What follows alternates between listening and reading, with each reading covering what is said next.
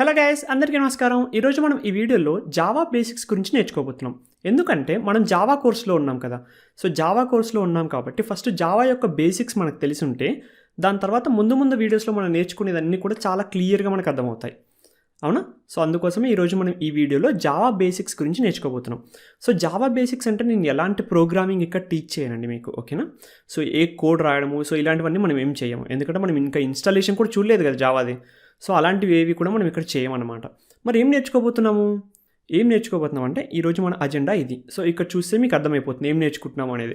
So Java అంటే ఏంటి అసలు, ఆ తర్వాత జావాని ఎవరు కనుక్కున్నారు, ఎందుకు కనుక్కున్నారు, అండ్ అసలు ఇప్పుడు ఎప్పుడు కనుక్కున్నారు ఏంటి, ఓకేనా?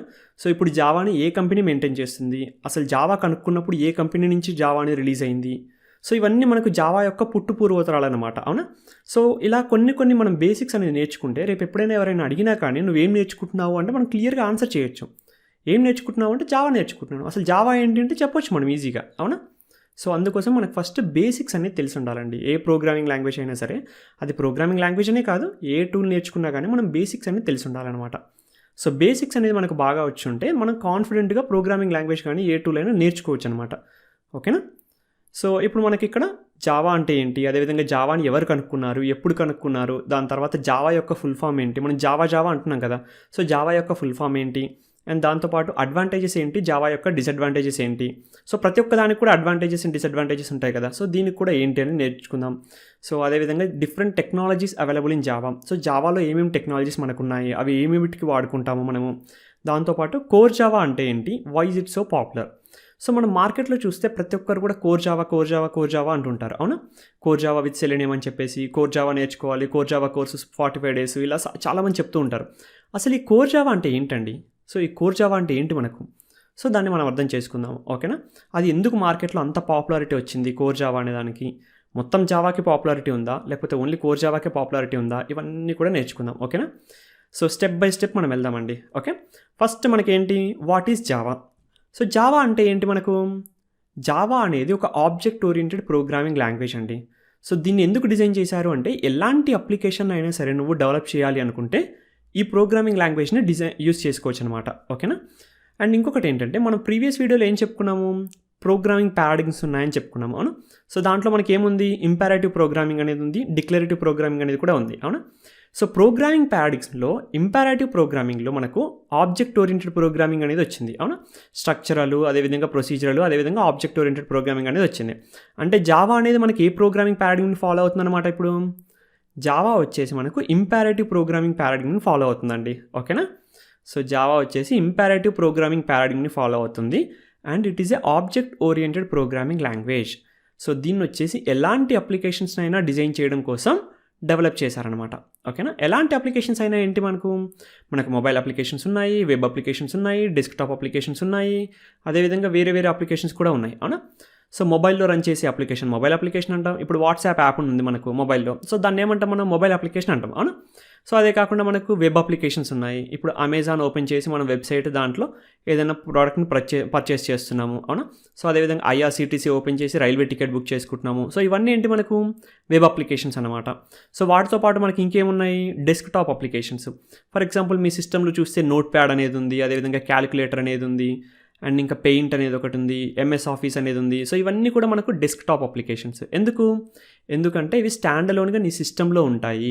వీటిని నువ్వు నీ సిస్టంలో ఇన్స్టాల్ చేస్తే బయట ఎక్కడ కూడా యూజ్ చేయలేవు కదా. సో వీటిని స్టాండ్ అలోన్ అప్లికేషన్స్ లేదా డెస్క్టాప్ అప్లికేషన్స్ అంటామన్నమాట, ఓకేనా?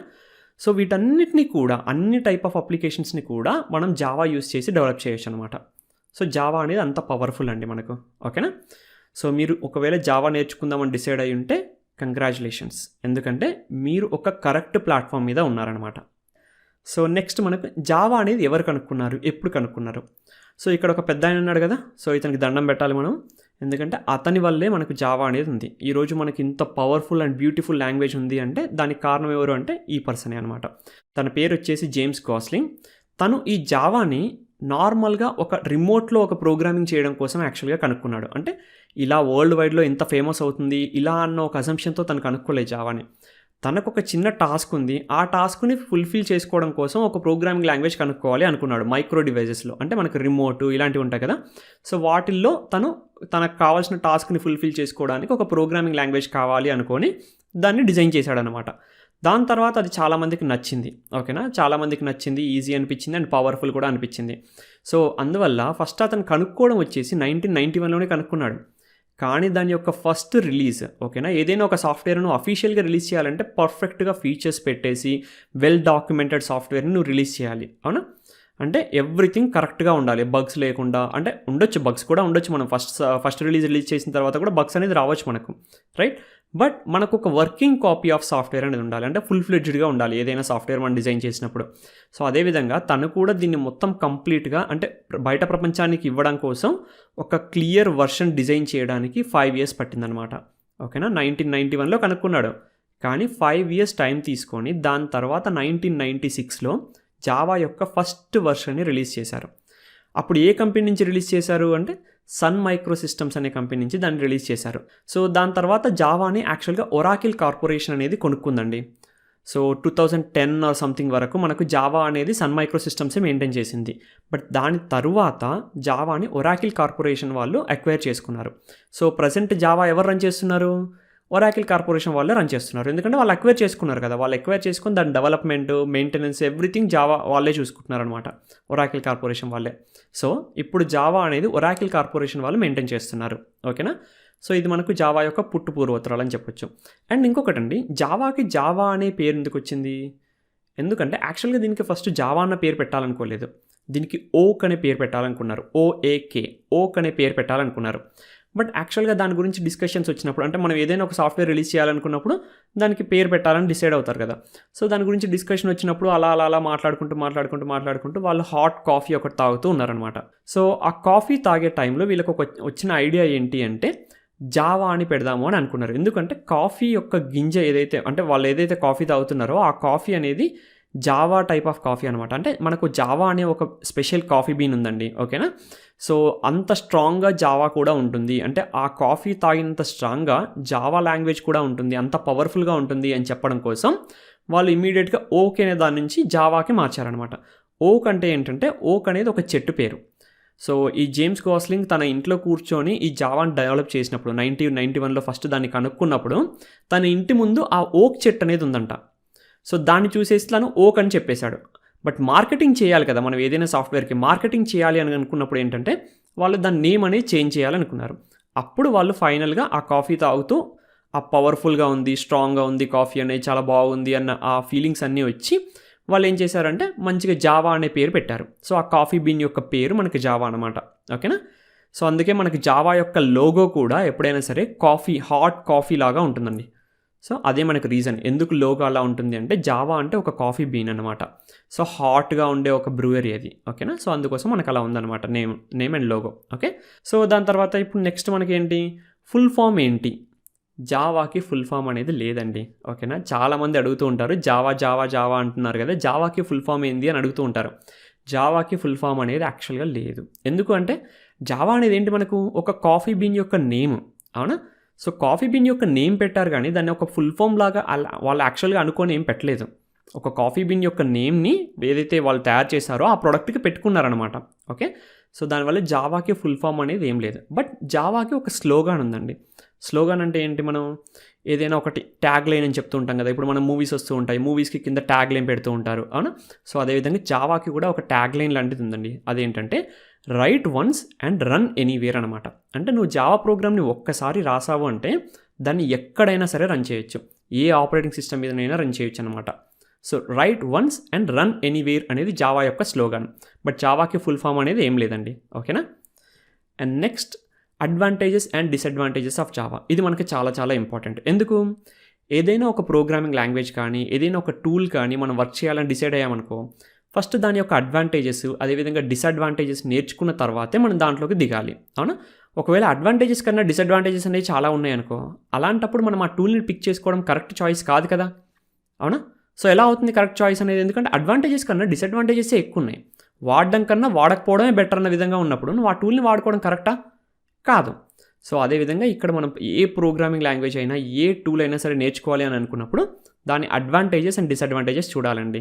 ఓకేనా, so the first advantage Java అనేది చాలా సింపుల్ అండి, భయపడద్దు, జావా అనేది చాలా చాలా చాలా ఈజీ అనమాట. దాని తర్వాత జావా అనేది ఆబ్జెక్ట్ ఓరియంటెడ్ ప్రోగ్రామింగ్ లాంగ్వేజ్ అనమాట. సో మనం ఆల్రెడీ ముందే చెప్పుకున్నాం కదా, జావా అంటే ఏంటి? Java is a object oriented programming language designed for developing any kind of application. అవునా? జావా అనేది ఆబ్జెక్ట్ ఓరియంటెడ్ ప్రోగ్రామింగ్ లాంగ్వేజ్ అనమాట. అంటే దీంట్లో ఈ జావాలో మనం ఏదైనా సరే ఒక రియల్ వరల్డ్ ఆబ్జెక్ట్ లాగా కన్సిడర్ చేస్తూ డిజైన్ చేస్తామన్నమాట. సో జావాలో మనం ఏదైతే యూస్ చేస్తున్నామో దాన్ని ప్రతి ఒక్కటి కూడా రియల్ వరల్డ్ ఆబ్జెక్ట్ లాగే ట్రీట్ చేసుకుంటూ మనం చేస్తామన్నమాట దాంట్లో. సో అందుకే ఇది మనకు ఆబ్జెక్ట్ ఓరియంటెడ్ ప్రోగ్రామింగ్ లాంగ్వేజ్ అనమాట. ఆ తర్వాత జావా అనేది ప్లాట్ఫామ్ ఇండిపెండెంట్. ప్లాట్ఫామ్ ఇండిపెండెంట్ అంటే ఏంటి అసలు మనకు? అంటే మనం జావా ప్రోగ్రామ్ అనేది ఒక్కసారి మన ఆపరేటింగ్ సిస్టంలో రాస్తే, ఫర్ ఎగ్జాంపుల్ నేను విండోస్ ఆపరేటింగ్ సిస్టమ్ వాడుతున్నాను అనుకో, నా విండోస్ ఆపరేటింగ్ సిస్టంలో రాసిన జావా ప్రోగ్రామ్ అనేది ఏ ఆపరేటింగ్ సిస్టమ్ మీదనైనా సరే వర్క్ అవుతుంది అనమాట. అంటే మీ దగ్గర లైనక్స్ ఉన్న వర్క్ అవుతుంది, మ్యాక్ ఉన్న వర్క్ అవుతుంది, సోలారిస్ ఉన్న వర్క్ అవుతుంది, ఇంకేదైనా కొత్త ఆపరేటింగ్ సిస్టమ్ వచ్చినా కానీ దానికి వర్క్ అవుతుంది అనమాట జావా అనేది. సో జావా అనేది ప్లాట్ఫామ్ ఇండిపెండెంట్. అంటే నువ్వు ప్లాట్ఫామ్ని మైండ్లో పెట్టుకొని జావా ప్రోగ్రామ్ అనేది రాయవన్నమాట. అంటే నేను విండోస్ ఆపరేటింగ్ సిస్టమ్ మీద ఉన్నాను, సో ఈ ప్రోగ్రామ్ అనేది ఇలాగే రాయాలి. ఒకవేళ నేను మ్యాక్ ఆపరేటింగ్ సిస్టమ్ మీద ఉన్నాను, సో ఈ ప్రోగ్రామ్ అనేది ఇలాగే రాయాలి అన్న రూల్స్ అనేది లేదు జావాకి. నువ్వు జావా ప్రోగ్రామింగ్ అనేది నేర్చుకుంటే ఏ సిస్టమ్ మీద కూర్చున్నా, అంటే ఏ ఆపరేటింగ్ సిస్టమ్ మీద కూర్చున్నా సరే నీ ప్రోగ్రామింగ్లో చేంజ్ అనేది ఉండదన్నమాట. సో ప్రోగ్రామింగ్ అనేది ఎగ్జాక్ట్గా సేమ్ ఉంటుంది. అందుకోసమే దీన్ని జావాని ప్లాట్ఫామ్ ఇండిపెండెంట్ అన్నామన్నమాట. ఓకే, నెక్స్ట్ మనకు డిస్ట్రిబ్యూటెడ్. అంటే మనకు ఏదైనా ఒక అప్లికేషన్ని డిస్ట్రిబ్యూటర్ లాగా డిజైన్ చేయాలి అనుకుంటే, సో డిస్ట్రిబ్యూటెడ్ అంటే ఏంటి? మనకు మన అప్లికేషన్ని మల్టిపుల్ ప్లేసెస్ నుంచి యాక్సెస్ చేయొచ్చు, అండ్ మన అప్లికేషన్ యొక్క లోడ్ని కూడా ఒకే సర్వర్ మీద పడకుండా మనం డిఫరెంట్ సర్వర్స్ మీద పడేలాగా చేయొచ్చు. ఓకేనా? సో ఇలా మనకు డిస్ట్రిబ్యూటెడ్ ఆర్కిటెక్చర్ అనేది ఉంటుంది. సో ఆ ఆర్కిటెక్చర్ని బేస్ చేసుకొని మనకి ఏదైతే అప్లికేషన్స్ డెవలప్ అవుతున్నాయో వాటన్నిటిని కూడా నువ్వు జావాతో చేయొచ్చు అనమాట. సో అది మనకి ఇంకొక పెద్ద అడ్వాంటేజ్ జావాది. సో ఎప్పుడైనా రియల్ టైమ్ అప్లికేషన్స్ తీసుకుంటే అవన్నీ కూడా డిస్ట్రిబ్యూటెడే ఉంటాయండి. ఎందుకంటే సర్వర్ యొక్క లోడ్ని అండ్ దాన్ని అప్లికేషన్ యూస్ చేసే ఆడియన్స్ కానీ వీళ్ళందరూ కూడా ఎక్కువ ఉంటారు. అవునా? సో అలాంటప్పుడు మనకు కావాల్సింది ఏంటి అంటే డిస్ట్రిబ్యూటెడ్ ఆర్కిటెక్చరే కావాలి. సో అందులో జావా అనేది ఆల్రెడీ బీట్ చేసేసింది అనమాట ప్రతి ఒక్కదాన్ని కూడా. సో అది మనకి జావా అడ్వాంటేజ్. దాని తర్వాత మనకి జావా అనేది చాలా సెక్యూర్. అంటే ఏంటి? జావాలో నువ్వు ఏదైనా కోడ్ రాస్తే ఆ కోడ్ని నువ్వు పర్మిషన్స్ ఇవ్వచ్చు. అంటే ఏ క్లాస్లోంచి చూడొచ్చు, ఎవరు చూడొచ్చు, ఎక్కడి నుంచి దాన్ని యాక్సెస్ చేయొచ్చు, ఏంటి, ప్రతి ఒక్కటి కూడా నీకు కంట్రోల్ ఉంటుంది. సో అందువల్ల జావా అనేది చాలా సెక్యూర్ అనమాట. దాని తర్వాత జావా అనేది రోబస్ట్. అంటే నువ్వు జావా యూస్ చేసి ఏదైనా అప్లికేషన్ ఈరోజు తయారు చేస్తే దాన్ని నెక్స్ట్ రేపు పెంచుకునే అవకాశం, అంటే ఆ అప్లికేషన్ని ఈవెన్ ఎక్స్టెన్సివ్గా చేంజ్ చేసుకునే అవకాశం అనేది ఉంది. అంటే రోబస్ట్గా నువ్వు చేయొచ్చు అనమాట ఆ అప్లికేషన్ని. ఒక స్టాటిక్గా ఇలానే ఉండాలి అన్న విధంగా కాకుండా రేపు చేంజెస్ అనేది చాలా ఈజీగా చేసుకోవచ్చు. సో జావా అనేది రోబస్ట్ అప్లికేషన్ డిజైన్ చేయడంలో కూడా మనకు బాగా హెల్ప్ చేస్తుంది అనమాట. సో ఇక్కడ మీరు అన్ని అడ్వాంటేజెస్ పెట్టారు కదా సార్, మరి డిసడ్వాంటేజెస్ ఏంటి అని మీరు అడగొచ్చు. అవునా? జావాలో ఒకే ఒక డిసడ్వాంటేజ్ ఉంది. అదేంటంటే జావా యూస్ చేసి మనం ఏదైనా ఒక అప్లికేషన్ డిజైన్ చేస్తే ప్యూర్ జావా యూస్ చేసుకొని దాని యూఐ అనేది చూడడానికి అంత బాగోదు. ఆ అప్లికేషన్ యొక్క సెక్యూరిటీ కానీ, అప్లికేషన్ యొక్క యాక్చువల్ బిజినెస్ లాజిక్ కానీ అన్నీ చాలా బాగుంటాయి, నువ్వు చాలా బాగా డిజైన్ చేయొచ్చు. కానీ యూఐ ఒక్కటి జావాలో అంత బాగోదు. సో అందుకోసం ఏం చేస్తారు అంటే యూఐకి వచ్చినప్పుడు జావాని వాడుకోకుండా వేరే వాటిని వాడుకోవడానికి చూస్తూ ఉంటారనమాట. ఎందుకంటే యూఐ కూడా బ్యూటిఫుల్గా ఉంటేనే కదా మనకు అప్లికేషన్ అనేది చూడగానే అట్రాక్టివ్గా అనిపిస్తుంది. సో జావా అనేది ఆ విషయంలో కొంచెం ల్యాకింగ్ అవుతుందన్నమాట. సో దాని తర్వాత మనకు different technologies available in Java. అసలు జావాలో ఏమేమి టెక్నాలజీస్ ఉన్నాయి అంటే జావాలో మనకు 3 టెక్నాలజీస్ ఉన్నాయండి. ఒకటి జావా ఎస్ఈ, ఇంకోటి జావా ఈఈ, ఇంకోటి జావా ఎంఈ అనమాట. జావా ఎస్ఈ అంటే జావా స్టాండర్డ్ ఎడిషన్. ఓకేనా? ఇక్కడ జావా అనేది common terminology, but SE, ME, EE అనేది మనకి చేంజ్ అవుతున్నాయి. అవునా? ఎస్ఈ అంటే స్టాండర్డ్ ఎడిషన్ అనమాట. ఈఈ అంటే ఎంటర్ప్రైజ్ ఎడిషన్ అనమాట. ఎంఈ అంటే మైక్రో ఎడిషన్ అనమాట. చాలామంది ఎంఈ అంటే మొబైల్ ఎడిషన్ అనుకుంటారు. మొబైల్ ఎడిషన్ కాదండి, అది మైక్రో ఎడిషన్ అనమాట. ఓకేనా? సో జావా ఎస్ఈ అంటే ఏంటి మనకు అంటే జావా ఎస్ఈని యూజ్ చేసుకొని డెస్క్టాప్ అప్లికేషన్స్ లేదా స్టాండ్ అలోన్ అప్లికేషన్స్ని డిజైన్ చేయొచ్చు. నీ సిస్టంలో ఏదైతే అప్లికేషన్స్ ఫిజికల్గా ఇన్స్టాల్ చేసి రన్ చేస్తావో అలాంటి అప్లికేషన్స్ని జావా ఎస్ఈ యూజ్ చేసి మనం డెవలప్ చేయొచ్చు అనమాట. ఓకేనా? దాని తర్వాత మనకి ఏముంది? జావా ఈఈ అంటే ఎంటర్ప్రైజ్ అప్లికేషన్స్ అనమాట. మనం ఏదైతే ఈరోజు రియల్ టైంలో చూస్తున్నామో banking applications, e commerce applications, ఇవన్నీ కూడా ఎంటర్ప్రైజ్ అప్లికేషన్స్ అండి. అంటే వెబ్ అప్లికేషన్స్ అండ్ వాటి యొక్క యూసేజ్ అనేది చాలా ఎక్కువగా ఉంటుంది. ఓకేనా? వాటి ఆర్కిటెక్చర్ కానీ వాటి యూసేజ్ కానీ చాలా ఎక్కువగా ఉంటుంది. సో వాటిని మనం జావా ఈఈ యూజ్ చేసి మనం డెవలప్ చేయొచ్చు అనమాట. ఎంటర్ప్రైజ్ అప్లికేషన్స్ అన్నమాట. ఓకే, నెక్స్ట్ జావా ఎంఈ అంటే మైక్రో ఎడిషన్ అన్నమాట బేసిక్గా. ఓకే, మైక్రో ఎడిషన్ అంటే దీంట్లో మొబైల్కి రిలేటెడ్వి, అదేవిధంగా మనకు వేరే ఎంబెడెడ్ సిస్టమ్స్ ఉంటాయి, అవునా. అంటే ఒక రిమోట్ కానీ, కాఫీ మిషన్ కానీ, ఏటీఎం మిషన్ కానీ, సో ఇలాంటి వాటన్నిటికీ కూడా సాఫ్ట్వేర్ అనేది కావాలి మనకు. కాఫీలో కూడా మనకు ఒకటి ప్రెస్ చేయగానే మనకి ఇమీడియట్గా కాఫీ వస్తుంది. ఏటీఎం మిషన్లో మనం ఎంత అమౌంట్ ప్రెస్ చేయగానే మనకి ఏటీఎంలోంచి డబ్బులు వచ్చేస్తున్నాయి. సో ఇలాంటి వాటి మైక్రో డివైజెస్లో కూడా జావాని ఇన్స్టాల్ చేయొచ్చు, అంటే జావాని యాక్చువల్గా రన్ చేయొచ్చు అనమాట. దానికి సంబంధించిన కోడ్ అంతా మనం జావా ఎంఈ తోటి చేయొచ్చు. ఓకేనా, ఆ డెవలప్మెంట్ అంతా కూడా జావా ఎంఈతో చేయొచ్చు అనమాట మనకు. సో ఇవి మనకు జావాలో ఉన్న 3 టెక్నాలజీస్ అండి. ఓకేనా, సో ఇక్కడ చూస్తే మీకు ఎక్కడ కూడా కోర్ జావా అన్న కాన్సెప్ట్ రాలేదు కదా. మరి జావాలో స్టాండర్డ్ ఎడిషన్ ఉందంటున్నాము, ఎంటర్ప్రైజ్ ఎడిషన్ ఉందంటున్నాము, అదేవిధంగా మైక్రో ఎడిషన్ ఉందంటున్నాము. మరి కోర్ జావా అనేది ఏంటి అసలు? సో అది మన నెక్స్ట్ క్వశ్చన్ అనమాట. అవునా, కోర్ జావా అనేది ఏంటి అసలు? కోర్ జావా ఎందుకు పాపులర్ అవుతుంది అంతగా? అసలు కోర్ జావా అనేది ఎక్కడి నుంచి వచ్చింది అంటే, మనం ఏదైతే జావా స్టాండర్డ్ ఎడిషన్ అని చెప్పుకున్నామో, ఈ జావా స్టాండర్డ్ ఎడిషన్లో డెస్క్టాప్ డెవలప్మెంటే కాదండి, డెస్క్టాప్ అప్లికేషన్ డెవలప్మెంట్ అనేది కాదు, జావా ప్రోగ్రామింగ్ అనేది ఉంటుంది. సో జావాలో మనకు ప్రోగ్రామింగ్ ఉంటుంది, అదేవిధంగా మనకు డిఫరెంట్ థింగ్స్ కూడా ఉంటాయి అన్నమాట. ఓకేనా, వెబ్ రిలేటెడ్ ఉంటాయి, స్టాండ్ అలోన్ రిలేటెడ్ ఉంటాయి. సో అలా కాకుండా మెయిన్ ప్రోగ్రామింగ్ ఉంటుంది చూసారా, కోర్ అనేది మనకు. అవునా, సో ఏదైనా ఒక లూప్ రాయాలనుకున్నా, లేదన్నా ఒక కండిషన్ చెక్ చేయాలి అనుకున్నా, ఒక వాల్యూని స్టోర్ చేసుకోవాలి అనుకున్నా, సో ఇలా ప్రోగ్రామింగ్ యొక్క బేసిక్స్ అంటే కోర్ ఉంటుంది కదా, బేసిక్స్ కాదు, కోర్ ఆఫ్ ద ప్రోగ్రామింగ్ ఉంటుంది చూసారా, అదంతా కూడా జావా ఎస్ఈలోనే ఉంటుందన్నమాట మనకు. జావా ఎస్ఈలో కోర్ ప్రోగ్రామింగ్ ప్లస్ మనకు డెస్క్టాప్ అప్లికేషన్ డెవలప్మెంట్ అనేది 2 ఉంటాయి. ఓకేనా, జావా ఈఈలో ఓన్లీ ఎంటర్ప్రైజ్ అప్లికేషన్ డెవలప్మెంట్ ఉంటుంది, అండ్ అది ఇంటర్నల్గా మళ్ళీ కోర్ ప్రోగ్రామింగ్ని జావా ఎస్ఈలోంచి బారో చేసుకుంటుంది. అదేవిధంగా జావా ఎంఈలో మైక్రో ఎడిషన్ డెవలప్మెంట్ అనేది ఉంటుంది, అండ్ జావా ప్రోగ్రామింగ్ అనేది ఎక్కడి నుంచి బారో చేసుకుంటుంది, జావా ఎస్ఈ నుంచి బారో చేసుకుంటుంది అనమాట. సో మనకు మార్కెట్లో బయట ఎవరైనా కోర్ జావా అని చెప్తున్నారు అంటే వాళ్ళు రెఫర్ చేసేది జావా ప్రోగ్రామింగ్ అనమాట. జావా ఎస్ఈ మొత్తాన్ని కూడా వాళ్ళు రెఫర్ చేయట్లేదు. జావా స్టాండర్డ్ ఎడిషన్లో జావా ప్రోగ్రామింగ్ ఉంది, అదేవిధంగా మనకు డెస్క్టాప్ అప్లికేషన్ డెవలప్మెంట్ అనేది కూడా ఉంది. బట్ కోర్ జావా కోర్స్ ఎక్కడైనా మీరు ఇన్స్టిట్యూట్లో చూసినట్లయితే వాళ్ళు డెస్క్టాప్ అప్లికేషన్ డెవలప్మెంట్ చెప్పరు. ఓకేనా, జావా ప్రోగ్రామింగ్ మీద మాత్రమే ఫోకస్ చేస్తారు. కోర్ జావా అంటే మనకు జావా ప్రోగ్రామింగ్ అనమాట. కోర్ ప్రోగ్రామింగ్, జావాలో ఉన్న కోర్ ప్రోగ్రామింగ్ని మనం కోర్ జావా అంటాము. So core Java contains the actual Java programming and is widely used in any kind of application development. So అదే కదా మనం ఇప్పుడు చెప్పుకున్నాము, డెస్క్టాప్ అప్లికేషన్ డెవలప్ చేయాలన్నా, మొబైల్ అప్లికేషన్ డెవలప్ చేయాలన్నా, ఏదైనా వేరే ఎంబెడెడ్ సిస్టమ్ అప్లికేషన్ డెవలప్ చేయాలనుకున్నా కానీ, లేదా ఎంటర్ప్రైజ్ అప్లికేషన్ డెవలప్ చేయాలనుకున్నా కానీ జావా అనేది మనం వాడుకుంటాము, కోర్ జావా అనేది. అవునా, ఎందుకంటే కోర్ జావాలో ఉన్నది మనకి ఏంటి, జావా ప్రోగ్రామింగ్ అనమాట, the core of the programming అనమాట మనకు. ఓకే, సో కోర్ జావానే మనం వాడుకుంటాము. దాని తర్వాత it is also used in software testing field. ఇది ఓన్లీ డెవలప్మెంట్లోనే కాదండి, సాఫ్ట్వేర్ టెస్టింగ్ ఫీల్డ్లో కూడా కోర్ జావా అనేది బాగా వైడ్గా యూజ్ చేస్తుంటారు. సార్ సాఫ్ట్వేర్ టెస్టింగ్లో మనకు అసలు జావా ఎందుకు వచ్చింది అంటే, సాఫ్ట్వేర్ టెస్టింగ్లో మనకు మాన్యువల్ టెస్టింగ్, అదేవిధంగా ఆటోమేషన్ టెస్టింగ్ అని 2 ఉంటాయి. అవునా, ఆటోమేషన్ టెస్టింగ్ అంటే ఏంటి, నువ్వు ఒక స్క్రిప్ట్ని డెవలప్ చేస్తావు, ఆ స్క్రిప్ట్ తర్వాత నీకు కావాల్సిన టాస్క్లన్నీ పర్ఫామ్ చేస్తూ ఉంటుంది. అవునా, ఆ స్క్రిప్ట్ డెవలప్ చేయడానికి కూడా నీకు ఒక ప్రోగ్రామింగ్ లాంగ్వేజ్ కావాలి కదా. సో అక్కడ కూడా జావా అనేది చాలా చాలా పాపులర్ అనమాట. అంటే చాలామంది ఆటోమేషన్ టెస్టింగ్లో జావాని ప్రోగ్రామింగ్ లాంగ్వేజ్గా ఎంచుకుంటారు. సో అందువల్ల మనకు జావా అనేది సాఫ్ట్వేర్ టెస్టింగ్ ఫీల్డ్లో కూడా చాలా చాలా వైడ్గా యూస్ చేస్తున్నారండి. ఓకేనా, సో ఇది మనకి జావా యొక్క బేసిక్స్. ఇప్పుడు అర్థమైందా అసలు జావా అంటే ఏంటి, జావా ఎవరు కనుక్కున్నారు, జావా ఎప్పుడు కనుక్కున్నారు, ప్రజెంట్గా జావాని ఏ కంపెనీ మెయింటైన్ చేస్తుంది, సో ఇవన్నీ మీకు ఇప్పుడు క్లియర్ కదా. సో నెక్స్ట్ మిమ్మల్ని ఎవరైనా ఏ ప్రోగ్రామింగ్ లాంగ్వేజ్ నేర్చుకుంటున్నారు మీరు అంటే జావా అని చెప్పొచ్చు. అవునా, సో ఒకవేళ వాళ్ళు జావా అంటే ఏంద్రా అంటే మీరు ఎమ్మటే చెప్పొచ్చు, జావా అనేది ఆబ్జెక్ట్ ఓరియంటెడ్ ప్రోగ్రామింగ్ లాంగ్వేజ్, దాన్ని యూస్ చేసి మనం ఎలాంటి అప్లికేషన్లు అయినా డిజైన్ చేయొచ్చు అని చెప్పొచ్చు. ఓకేనా, సో జావా అనేది చాలా చాలా పవర్ఫుల్ అండి.